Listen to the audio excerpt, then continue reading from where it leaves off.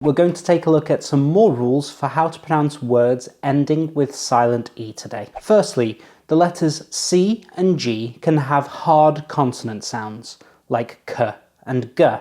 However, when the word ends with a silent E, it changes the pronunciation of these consonants. C and G become soft consonant sounds, S and J. So it's pronounced mice, not Mike, and cage, not cake. Another very similar rule is for the pronunciation of TH. When a word ends with TH and then a silent E, it changes from a th sound to a th sound. The most common example of this is the word the. It's pronounced with a th sound. Some other examples include breath and breathe, and bath and bathe. These nice and easy rules should help you when pronouncing new words. Just remember that the silent E changes pronunciation.